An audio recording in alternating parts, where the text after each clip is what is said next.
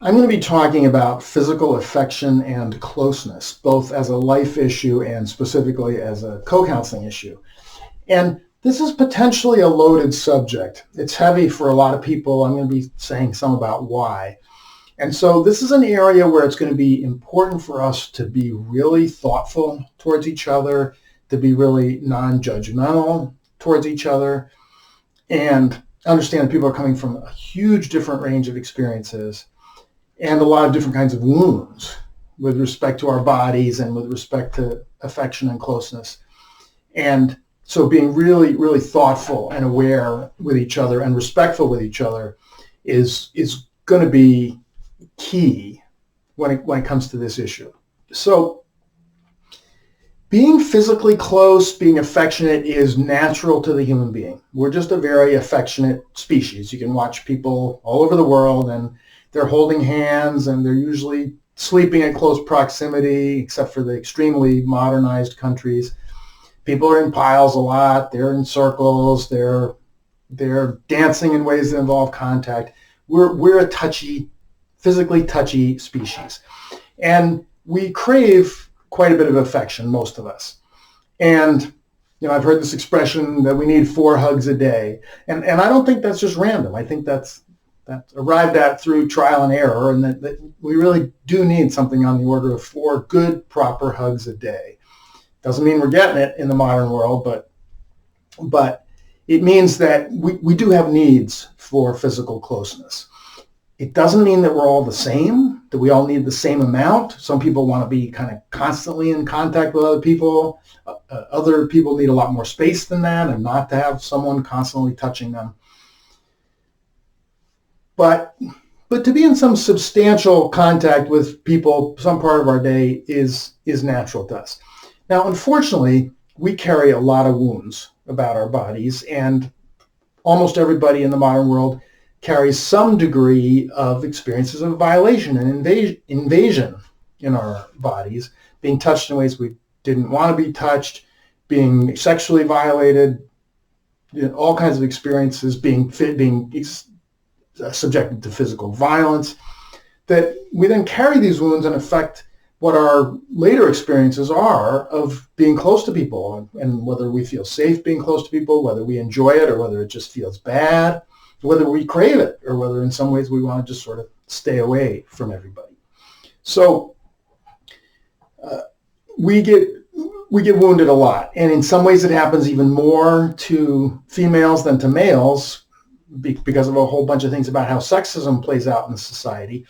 But the thing is that children in general in the modern world do not have rights that are respected around their physical integrity. So almost anyone who is a child or ever was a child, and that covers everyone, has had experiences of being poked, prodded, sexually violated, being required to have physical closeness to people that we didn't want to have, and so forth. And so we're carrying a set of wounds about it, and some bitterness and some outrage and some mistrust. Correct mistrust as a result of things that have happened to us. So we want in our long-term goals to be able to move towards being able to enjoy affection more, being able to find sources of affection more when we crave affection, of being able to be relaxedly comfortable with people, and to be able to be physically close to people without that needing to be sexual, for physical affection in non-sexual ways to be possible and desirable and enjoyable for us. And one of the signs of past injury and of certain other just bad societal messages are when we can't be physically close to people, particularly we can't be physically close to the sex that we're attracted to without that sort of having to be sexual. That's a problem. And that interferes in many ways with human closeness when all affection somehow has to be sexualized. That in itself is a sign of something that we need to work through and change. Now, when we talk about immediate growth, so I just talked about that as a long-term goal. When we talk about that, about short-term goals, that's the move towards greater affection is not everybody's direction of growth. You have to decide for yourself what your short-term direction of growth is. For some people, moving towards more affection, the kinds of goals that I've just talked about as long-term goals, for some people that's what they want to work on and need to work on in the short term. For other people, depending on your particular history, depending on your particular surroundings currently, depending on the particular wounds you carry, your direction of growth towards physical affection may be towards touching people less, towards touching no one, towards keeping everybody the heck away from you. And for example, people who have experienced certain kinds and severities of repeated violation start to have great difficulty figuring out which contact they want and which they don't. One of the ways that we are affected by violations and invasions that we've experienced in the past physically is that we can start to have trouble even telling what we want and what we don't want.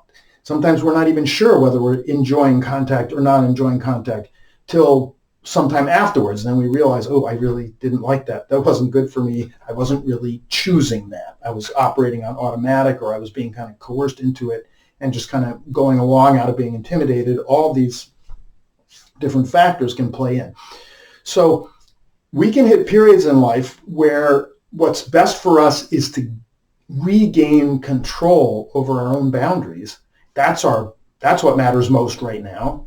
And that means that for maybe a period of years even, it may be a long time where we just need to keep everybody away from us, or almost everybody away from us, and to make sure that any touch we have with anyone is something we really want, is really by choice. And then once we feel like we have a solid grip over that, then we can move back into being in more contact with people and know that we're doing it by choice and we're doing it in ways that are good for us. So this is an essential point for co-counseling and for the Peak Living Network in general, that we should never assume what someone else's direction of growth is with respect to physical affection. Don't tell someone, oh, well, you should just work through this and be able to be huggier. No, that may not be at all true for them. To repeat also what I said earlier, even when we're not being driven by injury, we're also going to just have some differences among us about sort of who's huggier and cuddlier and who's less so. So don't tell other people what they need. Don't tell other people what's good for them. In the long term, yes, we're all going to want to move towards being able to be affectionate with people, but we have to decide for ourselves when that's actually what's good for us. You decide what you need to do, what's actually going to work best for you in the shorter term, and anyone who's telling you what you need is wrong. They don't know.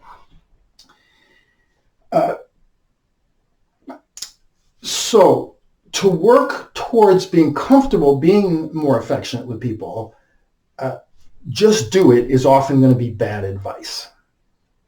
Just do it is often going to mean recreating closeness that doesn't feel good to us.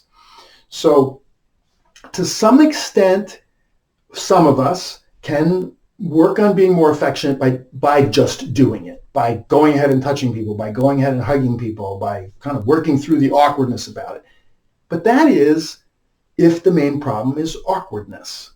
And that's if the main problem is we got a history of violations, that's actually going to, if anything, re-traumatize us. So the main way that we're going to work towards being able to be closer to people is through working through old wounds of ours, being able to process those in the co-counseling context and in other healing contexts, and to be able to grieve and rage and all the emotional processing, the discharge that we need to do about old wounds. And so I'm going to encourage everyone to be paying attention to what their histories are about bodily integrity and body safety, to be finding opportunities from time to time to work on those issues. If closeness is a big problem for you in the present and is a real source of frustration for you in the present, that you're not able to be closer to people, then make it a higher priority in your sessions to be working on issues related to closeness and earlier experiences of injury. This is reminding me, there's an important source of injury that I've forgotten to mention so far, which is there's a lot of injury that happens about not being touched. I've talked about a range of injuries we get from being touched inappropriately, invasively, sexually, but we also become wounded about not getting affection that we desperately needed. And children need a lot of close physical time. They need it to not be sexualized, but they need a lot of close physical time. Particularly younger children, want to fall asleep with somebody lying right next to them. And there's a whole other subject that I can go into another time. I'm very concerned about some of the modern trends saying that we shouldn't respond to children's need for closeness. That, for example, when a child cries at falling asleep time in their crib, you need to just let them cry out, let them cry it out. Well, that's not a healthy kind of discharge crying when you're crying alone and you're a baby or a very young toddler crying alone because you don't want to be alone when you're falling asleep. That's actually a genuine human need that's being deprived. Okay. Enough said about that. I can come back to that another time. So children need a lot of closeness, and so we carry wounds that we feel in our bodies and that have these take this emotional toll on us about lack of affection, not just about invasiveness. And those issues too will affect in the present how comfortable we feel being affectionate with each other, or occasionally will push us into the other extreme of having to be kind of constantly touching other people in this kind of anxious way, constantly needing reassurance that's going to cause other difficulties in our relationships, and that's going to be hard on our self-esteem. So that's another issue that a lot of us need to do a lot of work on from early in life. I'm a great example of this one, where there's a lot of work, healing work needed early in life from just starvation for affection. Now, this leads us to the question about how about affection within the context of a co-counseling session. So, for example, what kind of touch do we have in an in-person co-counseling session? The tradition actually in co-counseling is to hold a hand or even both hands during the entire session. Now, that may seem odd to people, especially in this period in time when co-counseling mostly happen virtually because we're still coming through the epidemic. The reality of people's experience, however, is that holding a hand while co-counseling very quickly comes to feel natural. In fact, it very quickly comes to feel peculiar to be sitting close to someone talking about deep issues and not touching them. It starts to feel odd. So as you start to do in-person sessions in the months and years ahead, just try it. Hold a hand with the person, and if somehow that's totally wrong for you, of course, don't do it. But most people are going to find, trying it for a while, it very quickly comes to feel natural and helpful and makes it much easier to work on the things you want to work on during your turn to have that affection. Sometimes someone's going to want to sit closer. Someone who's getting into places where they're very scared may want someone very close and may even want someone holding them, or people who are getting into really deep grief. And as you've heard me say before, most of us cannot have our deepest gut-wrenching or most healing cries unless someone is holding us. So it is going to become important in the co-counseling context to push through some of our barriers to affection while we're in the counseling role, so that we're able to hold somebody's hand, and so that we're able to have someone leaning up against us, and so that we're able to hold someone who needs to be held. If this is totally not good for you, don't do it. But this is going to limit your effectiveness as a counselor over time, because there's going to be a lot of times when your client is going to do much better being able to be held. And so this is one of the places to look at whether you can push through there in some important ways. By the way, there are people who have quite a bit of discomfort about physical affection, who find that there's something about being in the counseling role and the defined nature of that role where they are able to be fairly affectionate with their client when the client needs that or wants that. And so that's another thing you can sort of experiment with, is find, well, yeah, one counselor, for some reason, this doesn't feel that weird compared to other situations in life. You'll have to feel that one out and see how that is for you. But physical affection has tremendous emotional healing power. And so we are going to find that our counseling is more effective to the extent that we can be physically closer to each other during our sessions. Now, again, I'm going to ask you to not ignore inner voices that tell you this doesn't feel right. And that doesn't just have to do with your own history. It could also have to do with the person that you're co-counseling with. So if there's things about that person that make you feel unsafe, or you think maybe this person's not respecting boundaries or not got a grip on their own boundaries, or you feel like this person is pushing for closeness, not because they need the reassurance right now while they're working on something as client, but is using the excuse of being a client to try to push in on you physically. If that's the vibe you're getting, then back right off. You should. I'm never asking you. I would never want you to go ahead with closeness towards a client where you're not really feeling sure about where that person's coming from. Of course, you also might not really want to be co-counseling with that person. If you've tried a couple sessions with them and you continue to get this vibe of like, something doesn't seem right here, then it's a good idea to look for a different co-counselor. And be wary of someone who's saying, well, I need this or I need that in order to be able to work on this issue. If you don't have that much of a connection with them, if you only co-counsel with them a couple times, they shouldn't be like asking you to hold them, for example, unless it just feels instantly completely comfortable between the two of you. So co-counseling is an intimate, emotionally intimate connection. And then when we start to bring in certain aspects of physical closeness, it means that we have to be extra alert to boundaries. And it means that we have to be extra alert to respecting other people's boundaries. And it means we also have to be extra alert to standing up for our own boundaries and listening to our gut feeling when something doesn't feel right. And one other point that I want to caution you about, because of this kind of closeness, is don't ever let anyone tell you that you should have sexual contact with them because it will help you work through your own sexual wounds. First of all, it absolutely will not. That is not in any way. You will never work through old sexual wounds by having sexual contact with someone that you do co-counseling with, or anyone other than a close, intimate partner, where some sexual contact that you want may also have some healing effects on past wounds, but in no context outside of that.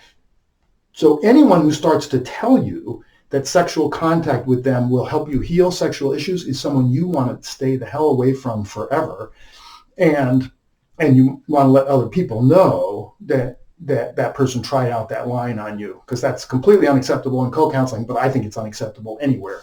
And sometimes there are professionals, whether they're therapists or some kinds of different kinds of personal growth sort of gurus, who will try to tell you, this will help you work through your issues. Ooh, that's right away a sign of a really exploitative person that you want to steer way clear of.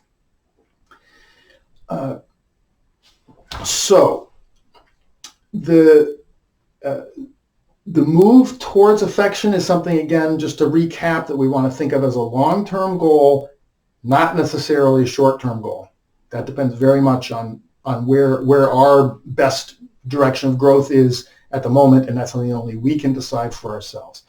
We do want to work towards being able to be more affectionate with a co-counselor in a co-counseling context when we're the counselor and the other client. When we're the client, of course, we don't have to touch anybody we don't want to touch. Actually, even in the counseling role, you shouldn't, but you understand the difference I'm making, right? I'm talking about we do want to push a little bit on our ability to be affectionate when we're in the counseling role, and particularly to be able to hold someone who needs to be held while they're crying. That's what comes up the most commonly, where someone's going to be able to cry a lot harder if you can hold them. Overall, if we were unwounded, we would just be rejoicing in physical closeness to anybody that we liked, not to people we don't like, but it would just be very natural and comfortable. And it is worth looking around at certain other cultures, particularly cultures that aren't quite as modernized. It's really useful looking sometimes at young people, children and teenagers, and just notice a lot of times how comfortably affectionate they are with each other. And that can be an inspiration to us that this is how it could be. And there's no need for all these interactions to be sexualized. One of my heroes, a woman named Nancy Klein, who was one of my early co-counseling heroes, she had this line that she said, "We are not the victims of a sex drive." And I'll talk about sex and sexuality another time on a video, but the point she was making was that we can always make choices to be able to be close to people in non-sexual ways. We're not somehow forced, they're like, oh, I'm just out of control, I can't help it. That's what she meant when she said we're not the victims of a sex drive. Like that's not an excuse, and we can make choices about how we can have successful closeness and only have sex when we're trying to be in a sexual relationship with somebody, and that's mutually desirable and clear to both people who are involved.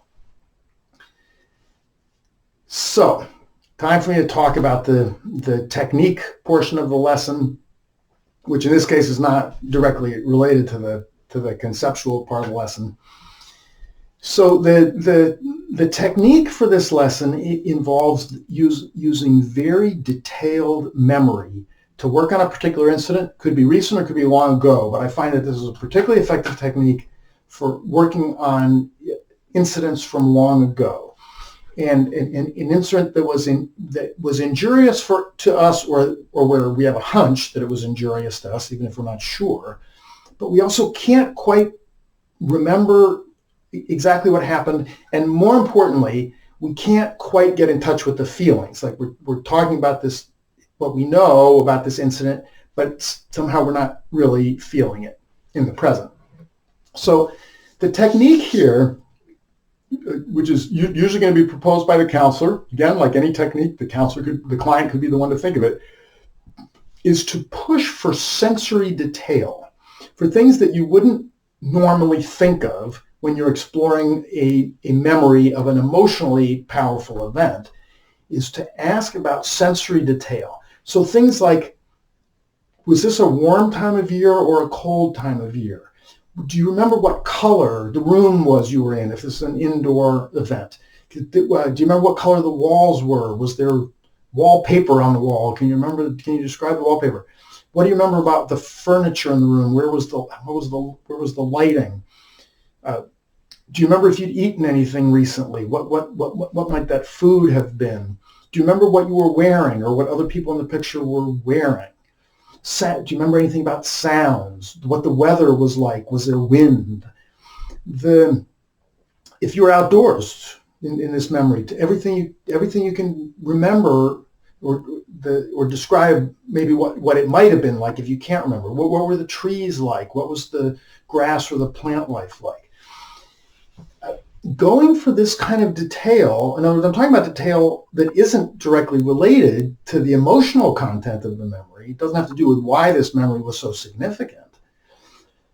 For some reason, it can work sometimes to make the feelings become much more available. And I've had some personal success with this, and it's a kind of time-honored co-counseling technique that has a way of making feelings suddenly become available. So what I would encourage you to do in your next session or your next couple sessions, as I am fond of saying, the sooner you try a technique, the sooner after learning a technique that you try it in a session, the greater the likelihood that it'll become integrated and really become part of your counseling toolbox.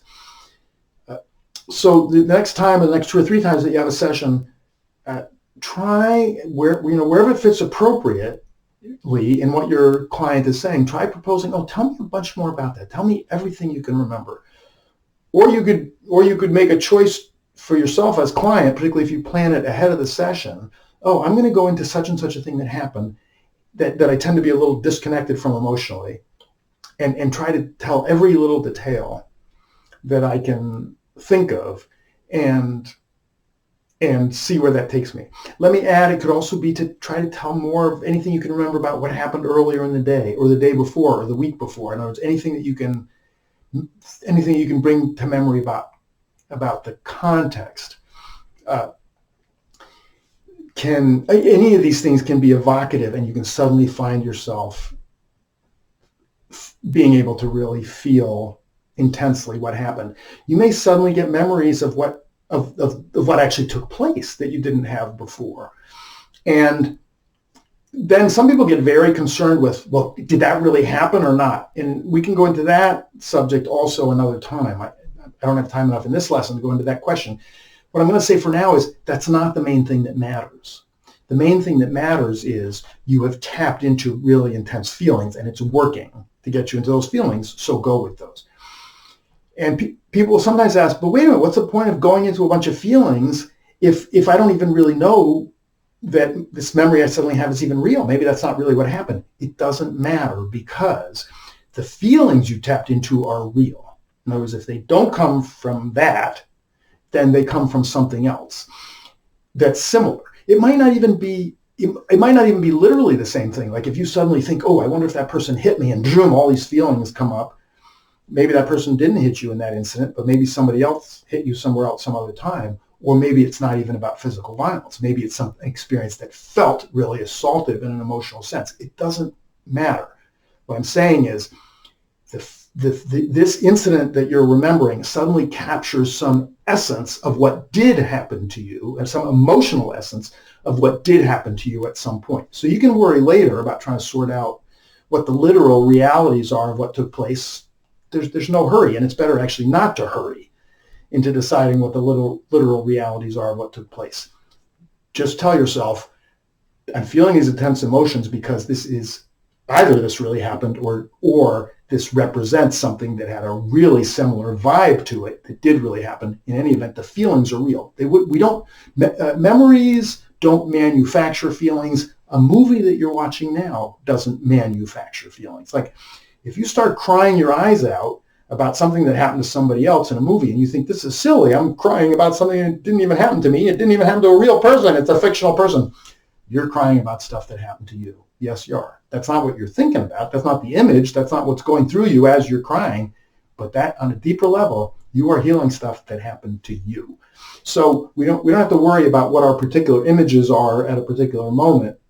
What's coming through for us is healing wounds that did occur in the past.